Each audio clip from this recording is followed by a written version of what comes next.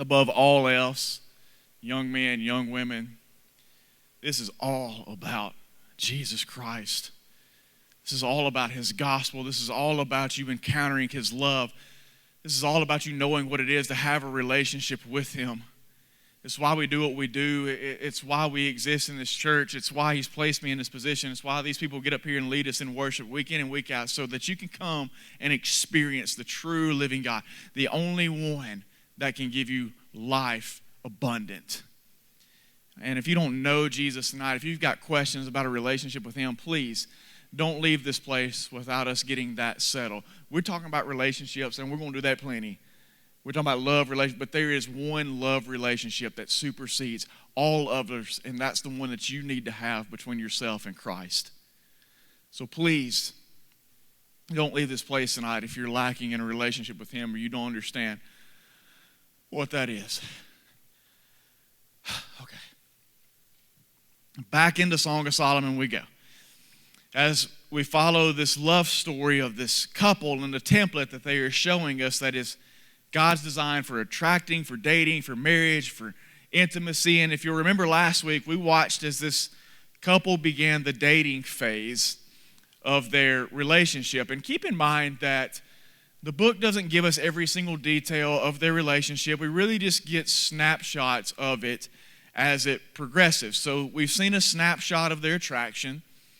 We've seen a snapshot of their first date. We've seen a snapshot of those dates turning into dating. And now as we pick things back up this week, we're going to see that their relationship has become even more serious and even more committed, and they are prepared and planning to take things to the next level.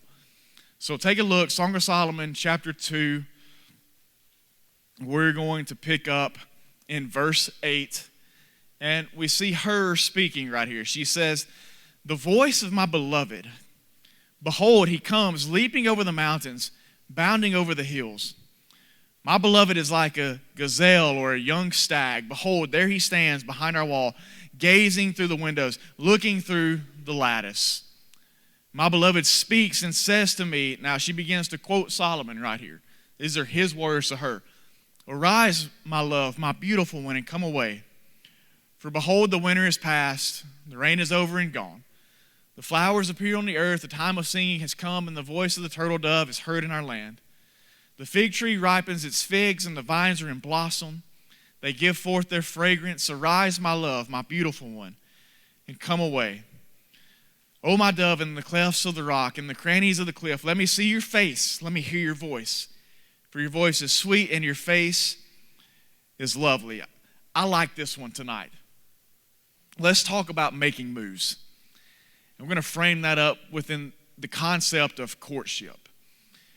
When you arrive at the courting stage of the relationship, you are now moving beyond dating and moving toward marriage.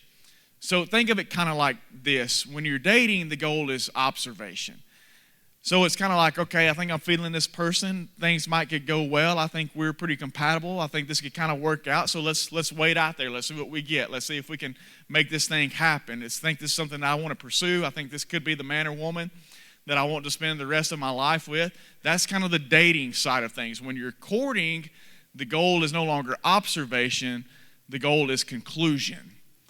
We're trying to reach an end game in this. We're trying to reach the pinnacle of why we even started this to begin with, and that's working towards marriage. Now, let's talk about something for a second. What exactly is courting? Because I know that is a super dated term, and it's something that y'all probably have no idea. Like, well, courting, what is a court? Like, we got a court date? Like, what's courting? It's not a term that you hear very often anymore. And I bring it up because regardless of what is popular in culture, we have to set that aside to understand what is biblically mandated. And the Bible shows us this as a part of our relational interactions and exchanges. So to court is to be involved with someone romantically with the intention of marrying that person. That's the courting phase of this. This is why we should recognize it as a step above dating even. When we get into the courtship phase, like we're going into lockdown mode. This is the place where you like it and you put a ring on it or whatever. Like, this is the place in which you are deliberately and completely trying to win the heart of the person that you are with. Conversations are happening between the two of you. Any doubts or uncertainties are being removed as to what we want this to be or where we think that this is headed. Because listen to me, fellas. The last position that you ever want to find yourself in is down on one knee before a woman who isn't sure how she's going to answer the question you just asked her. You don't want that awkwardness. I made a commitment that I would only ask the question one time in my life. And I was going to be absolutely sure what the answer to that question was going to be. Likewise, ladies, you don't want to find yourself being all of a sudden surprised by a call to commitment that you didn't know was coming. Just like fellas, you don't want to be rejected when you're down on one knee. Ladies, you don't want to be standing on the edge of a cliff or something one day and turn around and be like, oh.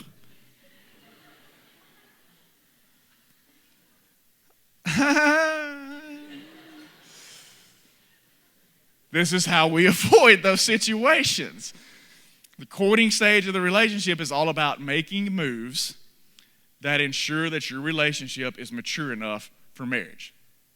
And so this couple is making those moves. And as their relationship exists for us as an example for the moves that we should be able to make when our relationship is maturing for marriage. So the first move that they make shows us a move towards togetherness.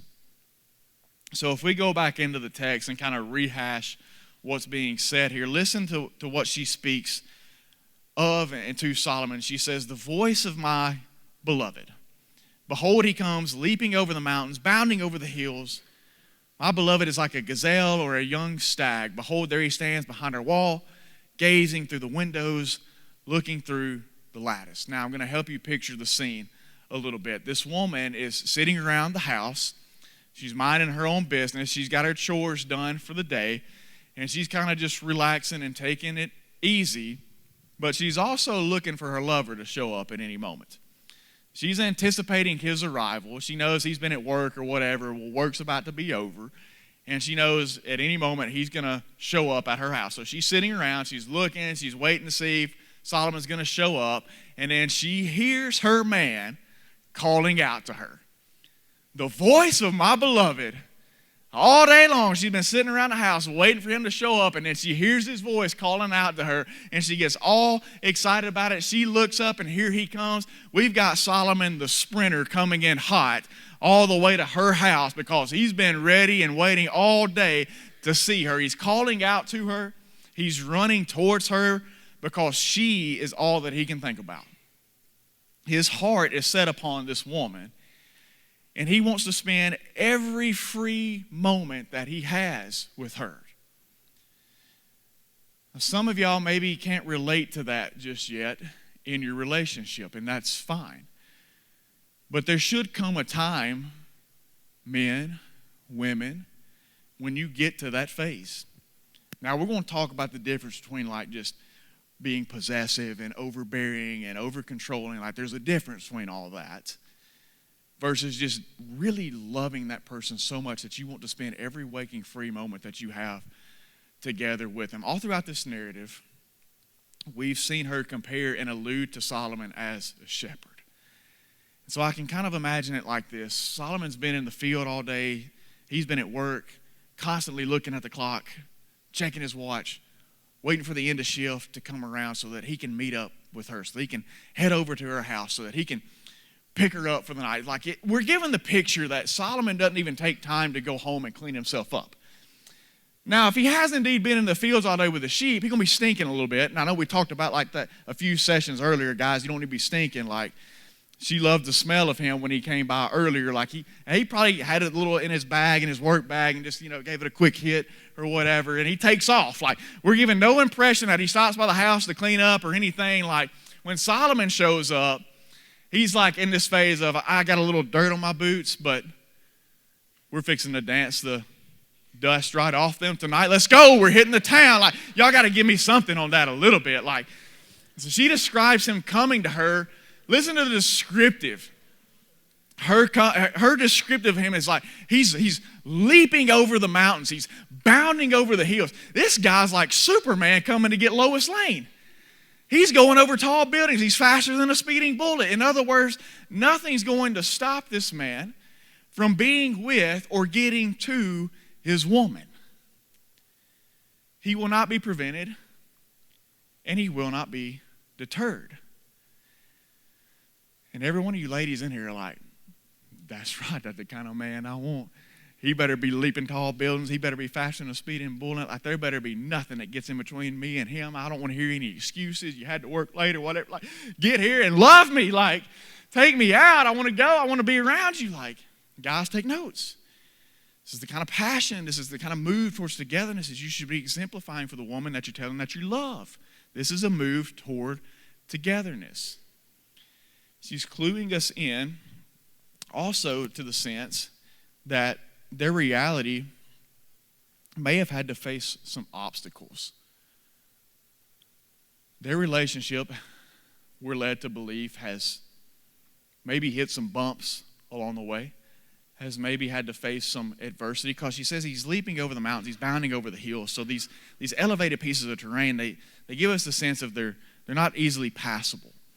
And so there's some obstacles. Like, they probably went through some things. They probably had to work through some things. And listen, in your relationship, you're going to face obstacles. There are going to be things that you have to work through from time to time. It's not always going to be smooth sailing. It's not always going to work just absolutely perfectly and easily. There may be mountains that you have to face. There may be hills that you have to overcome. You may have to work through some family discontent. You may have to sit down and figure out some financial situations that you're not sure how you're going to be able to gain your independence in. You may have to face the fact that there's going to be some arguments between you, and you're going to have to work through those things. Like, your relationship, if it stays intact long enough, is going to face some obstacles. But when you know that this person is for you, you don't let anything stop you. You work through those things. And in verse 9, we see that when he gets there, there's an interesting part to this. She says, Solomon's arrived. She says, behold, there he stands, behind our wall, gazing through the windows, looking through the lattice. So when Solomon gets there, we see that he's content with just standing there and watching her. Now, I will caution you guys, be careful how you actually apply this one. You know, I wouldn't even encourage you going over to the house or the apartment or whatever and just like be staring through the window like. That's a good way to maybe get the police called and we end up in a situation that we don't need to be in. Like, but he's just standing, he's just looking at her. He hasn't gone in, and she doesn't, she doesn't find it creepy. Obviously, he hadn't got to like creepy level yet, but he's just standing outside and he's looking. He's gazing upon the beauty of this woman that he is hopelessly and desperately in love with. The point is that when you're in this level of love, it shows that you don't have to be talking one another. You don't have to be touching one another. He's just happy to be in the place that she's in. This couple is passionate about being in each other's presence. There is a strong desire between them just to be together. You don't have to be doing anything. You don't have to be having any kind of an experience. We're just content to be together. I can remember getting to this point with Ashley during our engagement where I really didn't care about anything else other than just being with her every free moment that we had. Now, once we got engaged, it was somewhat interesting for us because we were working our big boy and our big girl's job. Like, I'd gotten a job at Southwire, which is a plant over here in Industrial Park. I was working night shift. It was awful. It was like 11 to 7. So like I would have to stay up and wait till 11 o'clock to go in and work till 7 in the morning. I hated that shift. She got a job at the hospital. At the time, she was kind of on days doing some things and training. So like our schedules were flip-flop with one another, and it was hard to find time to spend together. So I can remember like all I wanted to do was spend time with her. So I would literally, before I would go into shift every afternoon, I would sleep. I'd work off at 7. I'd go home. I'd crash. I'd sleep till like 4 or 5 o'clock. I'd get up. I'd go over to her house. Most of the time, I'd fall asleep once I got there. But like it didn't matter. Like I just wanted to spend as much time as I possibly could with her before I had to go into work. And I did that all the time. Not because I wanted to go over there and talk or we had anything to talk about or we had anything to plan. It's just like I wanted to be around her just constantly. That's how it works when you're moving towards togetherness. When your relationship is taking itself to the next level and you're maturing towards marriage, these are the kind of things that show up. Because let me tell you, if you do not have this desire, if you do not have this passion towards togetherness with the person you are with, then you aren't ready for courtship and you certainly aren't ready for marriage. And I'll tell you why, because when you get married to that person, guess who's everywhere you are? You walk in the bedroom, you get in the bed, they're there. You walk in the kitchen to get a snack, they're there. You go outside to get some alone time in the yard, they're there. You try and go to the bathroom, guys, they're there. If they're one place, they're there. Especially in our house because we got one bathroom. It's a struggle. When you get married, your proximity goes from like here to and if you ain't about being with one another constantly outside of one roof, you ain't ready to be about it underneath one roof. This is the kind of level and passion and desire that you have to know that I'm getting ready to take the next step. We're getting serious about this marriage thing. But then it progresses. They make another move here in a moment. So let's go back into the text. In verse 10, she quotes Solomon. She says, "My beloved speaks and says to me, 'Arise, my love, my beautiful one, and come away. For behold, the winter is past, the rain is over and gone, the flowers appear on the earth, the time of singing has come, and the voice of the turtle dove is heard in our land. The fig tree ripens its figs, the vines are in blossom, they give forth fragrance. Arise, my love, my beautiful one, and come away.'" Throughout this book, this woman's body and the couple's relationship has been compared to a vineyard. So what we are seeing now is that they are making a move. They've made a move with togetherness. Now they are making a move with liveliness. So here we're showing a picture of a vineyard in springtime. It's in full blossom. Everything is beaming with life. Flowers are blooming. Trees and vines are blossoming. Birds are singing. Like all that lovey-dovey stuff is taking place right here. Everything is full of life. It's vibrant. Their relationship, in other words, what this is showing us a picture of is the fact that their relationship is alive and thriving. It's progressing. It's making a move with liveliness. And let me just give you a definition of what liveliness is. It's essentially a bunch of other adjectives. Liveliness is brightness, vibrancy, it's vitality, it's cheerfulness, it's exuberance. These are the things that are characterizing their relationship with one another. This is what a relationship that is growing close to marriage should look like. It's full of life. It's growing and it's thriving. It's not dying. And you can tell the difference. You can absolutely tell the difference between the two. At our house, we used to have these two massive trees in our front yard. I mean, they were like big. And you didn't know unless you kind of paid close attention, but they had been hit by lightning. And so they were dead. Now, in the wintertime, you couldn't tell it as much. Why? Because every other tree in the neighborhood looked just like our trees did. There wasn't any leaves on them. There was no life. There was no everything kind of looked dormant and gray and just ugly. And then when the spring would come around, everything else begins to change. All the other trees in our neighborhood, they begin to bud. They begin to show signs of life. They begin to blossom. And yet ours remained gray and dormant and nasty. And you could just tell that there was no light. On top of that, I can't tell you how many times I would have to go out in the yard and pick up sticks. It didn't matter if the wind had blown or not. Every single night there would be 5, 10, 15 limbs that would fall out of both of those trees. Why? Because they were just dead. Everything was falling out. There was no life in those things. In the same way, you can tell the difference between a relationship that's alive and one that's dying. One that is full of life is going to look just like this couple. It's going to be full of vibrancy. It's going to be fun. It's going to be growing. It's going to be full of all kinds of budding, blossoming, brimming life. The other one, not so much. It's going to look like it's dying. There's going to be sticks all over the place. There's going to be signs that show that this just isn't working. There is a difference between the two. And so the question becomes that many people want to know is, well, how do I keep a relationship thriving and growing? Well, that can be a combination of a lot of different things. Acts of service and sacrifice, selflessness and submissiveness, supporting and strengthening, all those things. But this couple shows us, I believe, two things in particular that keeps their relationship moving with liveliness.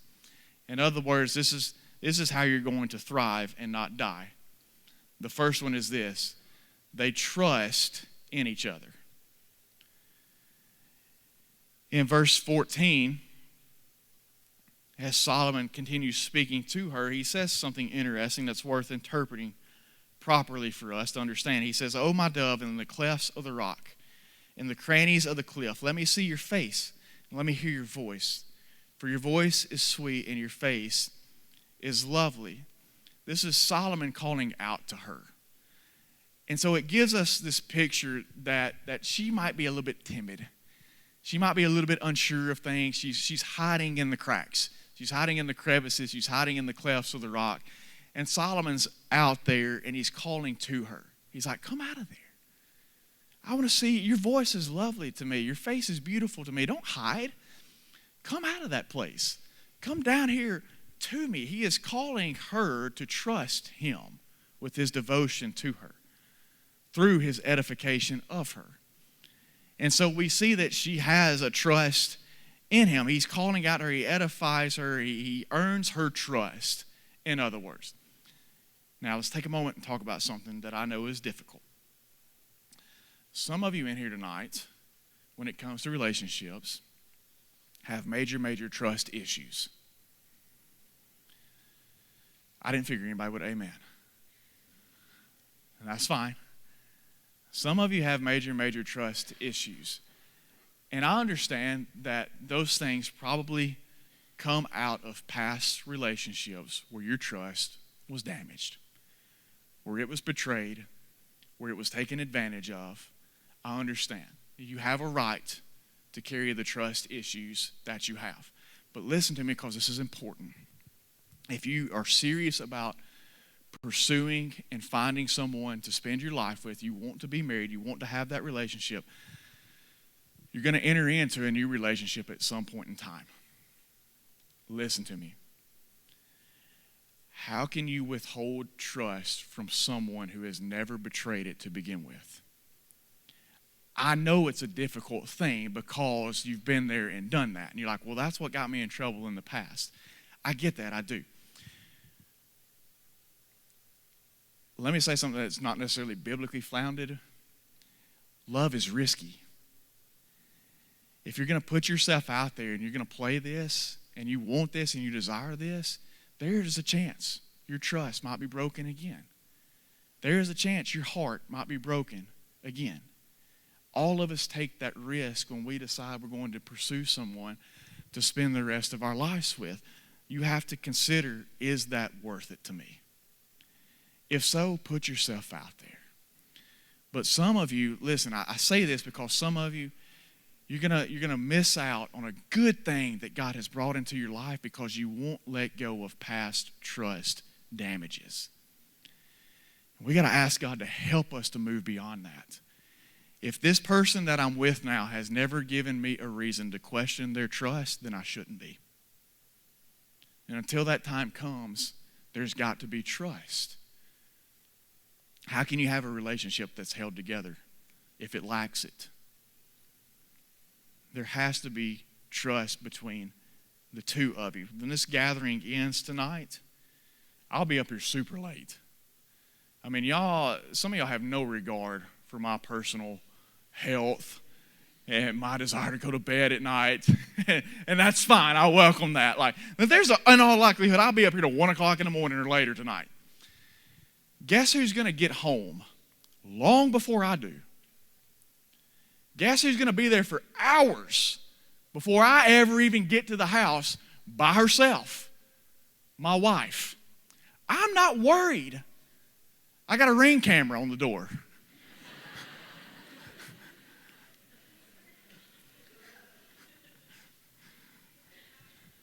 I'm not worried seriously because I trust my wife.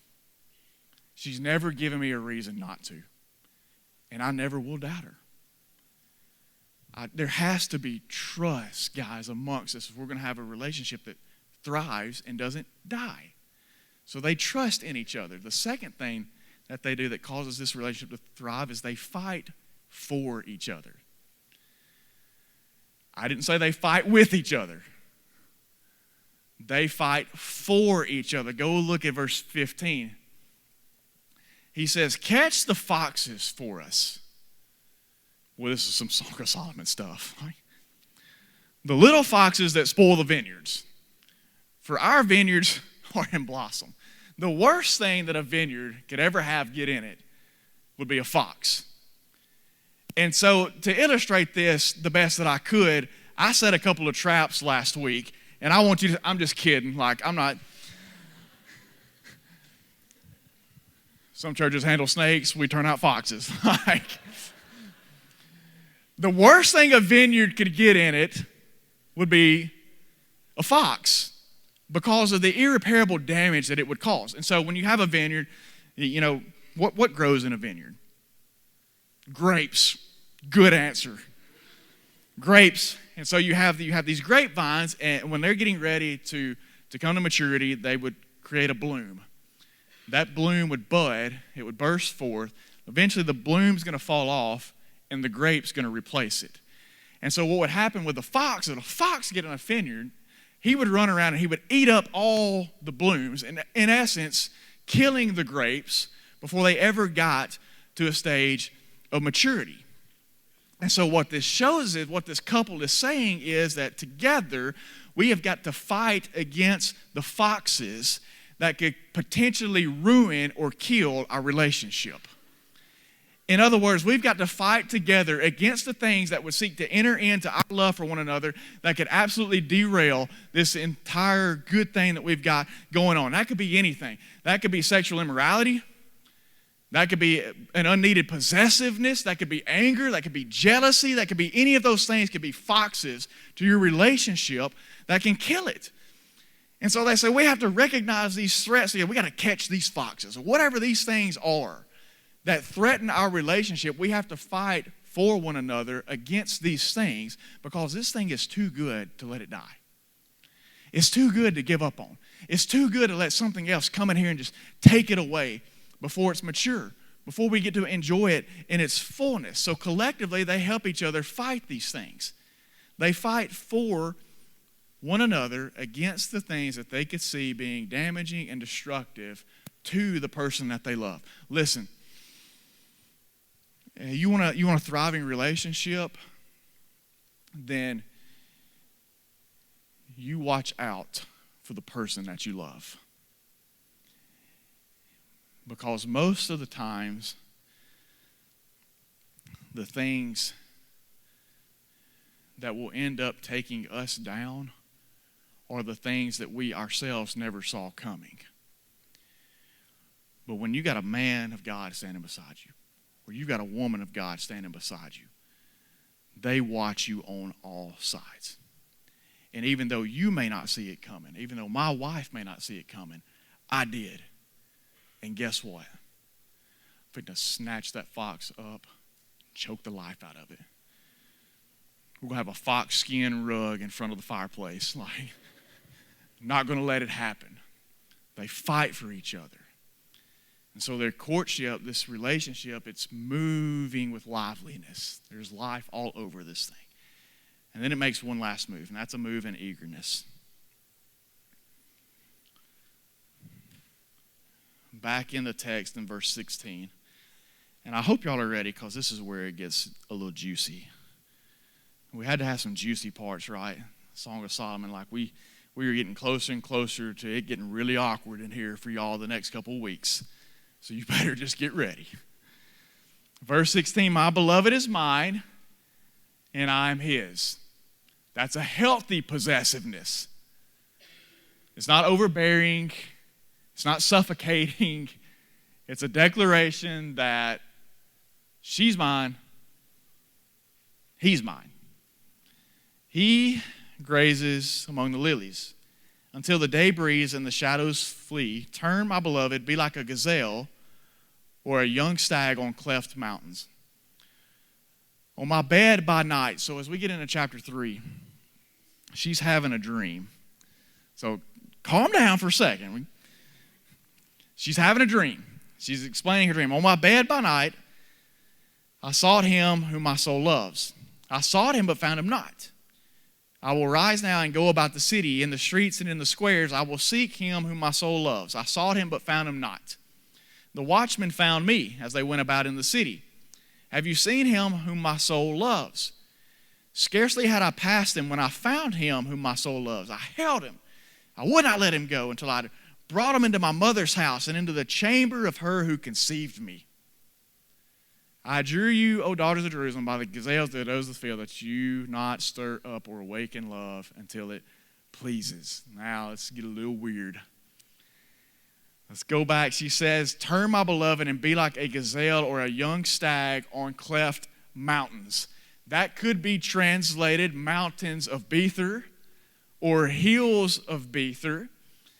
Now, you're going to have to bear with me. Can we all make a promise to be mature in these next situations? I feel like we need to revisit something. On the count of 3, we're all going to say sex. 1, 2, 3, sex. In the Hebrew, the word bether, God help me. It's your word, it's your word, it's your word. In the Hebrew, bether or beth-ar means separate. It could be translated Twin Peaks.